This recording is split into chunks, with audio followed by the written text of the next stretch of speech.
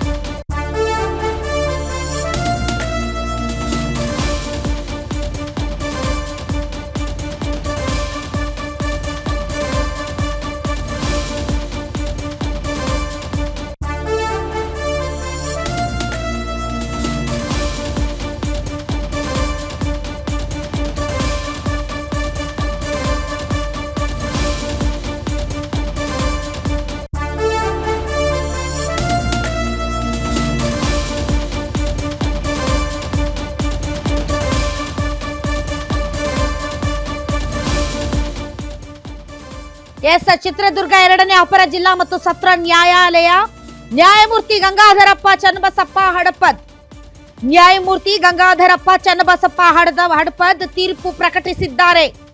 ಸ್ವಾಮೀಜಿ ವಿರುದ್ಧದ ಮೊದಲ ಪೋಕ್ಸೋ ಪ್ರಕರಣಕ್ಕೆ ಸಂಬಂಧಪಟ್ಟಂತೆ ತೀರ್ಪು ಪ್ರಕಟ ಆಗಿದೆ. ನಿರ್ದೋಷಿ ಅಂತ ಕೋರ್ಟ್ ತೀರ್ಪನ್ನ ಕೊಟ್ಟಿದೆ. ಪೀಠಾಧ್ಯಕ್ಷ ಡಾಕ್ಟರ್ ಶಿವಮೂರ್ತಿ ಮುರುಘಾ ಶರಣರು ಮೊದಲನೇ ಪೋಕ್ಸೋ ಕೇಸ್ಗೆ ಸಂಬಂಧಪಟ್ಟಂತೆ ಈಗ ನ್ಯಾಯಮೂರ್ತಿ ಹಡಪದ್ ಅವರು ತೀರ್ಪನ್ನ ಪ್ರಕಟಿಸಿದ್ದಾರೆ. ಮುರುಘಾ ಶ್ರೀಗಳು ನಿರ್ದೋಷಿ ಅಂತ ಕೋರ್ಟ್ ತೀರ್ಪಿತ್ತಿದೆ.